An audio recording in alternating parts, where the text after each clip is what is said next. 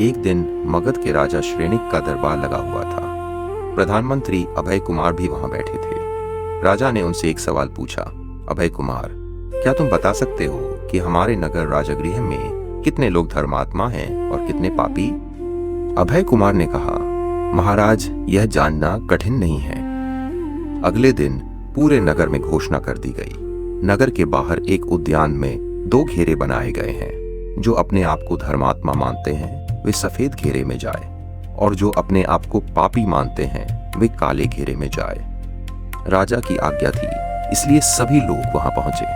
जब अभय कुमार ने देखा तो पाया कि सफेद घेरा पूरी तरह भरा हुआ है, जबकि काले घेरे में केवल 2 लोग खड़े थे। अभय कुमार ने जांच शुरू की।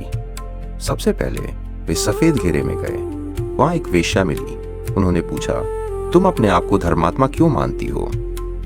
वह बोली, मैं वेश्या हूं, लेकिन समाज मुझे गलत समझता है। लोग मुझे पापी कहते हैं, लेकिन मैं मानती हूं कि मैं भी समाज के लिए जरूरी हूं। मैं खुद बदनाम होकर भी दूसरों की मर्यादा बचाती हूं। अगर हम न हों तो समाज की कई मर्यादाएं टूट जाएंगी, इसलिए मैं अपने काम को गलत नहीं मानती। अभय कुमार आगे बढ़े। उन्हें एक जुआरी मिला। उसने कहा, मैं किसी को नुकसान नहीं पहुंचाता।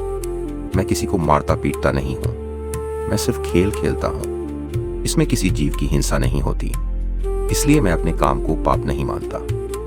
फिर उन्हें एक शराबी मिला। उसने कहा, मेरे पास बहुत धन है। मैं किसी से लड़ाई नहीं करता, बस अपना जीवन आनंद से जीता हूँ। शराब पीने से मैं अपने दुख सुख भूल जाता हूँ और सबको समान समझता हूँ। इसमें क्या बुराई है? आगे एक शिकारी मिला। उसने कहा, कौन किसे मारता है? सब कुछ कर्मों के अनुसार होता है। मैं तो सिर्फ एक माध्यम हूँ। वैसे भी हर काम में थोड़ी बहुत हिंसा होती ही है। अगर थोड़ी हिंसा से किसी का भला हो तो वह पाप नहीं है। इस तरह अभय कुमार को कई चोर, धूर्त और गलत काम करने वाले लोग मिले। हर कोई अपने काम को सही साबित करने की कोशिश कर रहा था। सभी अपने आप को धर्मात्मा मान रहे थे। अब अभय कुमार काले घेरे में गए। वहां केवल 2 लोग खड़े थे, एक युवक और एक अधेड़ व्यक्ति। दोनों ही बहुत सम्मानित और ईमानदार माने जाते थे। अभय कुमार ने युवक से पूछा, तुम यहाँ क्यों खड़े हो? तुमने कौन सा पाप किया है? युवक ने अपनी कहानी सुनाई। मेरे पिता बहुत धनी व्यापारी थे। एक बार हमारा जहाज समुद्र में डूब गया, जिसमें बहुत कीमती सामान था। मेरे पिता ने सब व्यापारियों का नुकसान खुद भर दिया। इस कारण हमारी सारी संपत्ति खत्म हो गई। मेहनत और दुख के कारण मेरे पिता बीमार पड़ गए और उनकी मृत्यु हो गई। अब घर में बहुत गरीबी आ गई। मेरी माँ और 2 बहनों का पालन करना मुश्किल हो गया।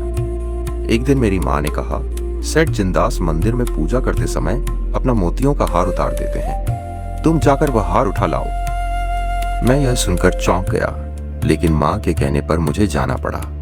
मैं बहुत डरते हुए मंदिर गया और हार उठा लाया। माँ ने कहा कि अब इस हार को उसी सेठ के पास गिरवी रखकर पैसे ले आओ। मैं डर गया, लेकिन माँ के दबाव में जाकर सेठ के पास पहुंचा।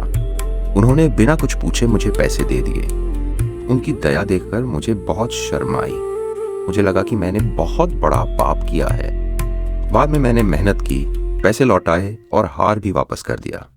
लेकिन आज भी मुझे लगता है कि मैंने चोरी करके पाप किया है, इसलिए मैं अपने आप को पापी मानता हूँ। इसके बाद अभय कुमार ने सेठ जिंदास से पूछा कि वे काले घेरे में क्यों खड़े हैं। सेठ ने कहा, मैंने एक पाप किया है। यह युवक मेरे मित्र का बेटा है।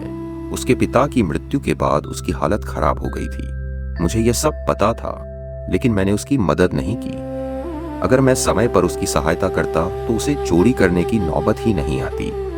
इसलिए उसकी गलती के लिए मैं भी जिम्मेदार हूँ। जब हमारे पास शक्ति हो और हम किसी की मदद न करें तो यह भी पाप है। इसलिए मैं अपने आप को पापी मानता हूँ। इस कहानी से सीख, जो अपनी गलती समझता है वही सच्चा इंसान होता है।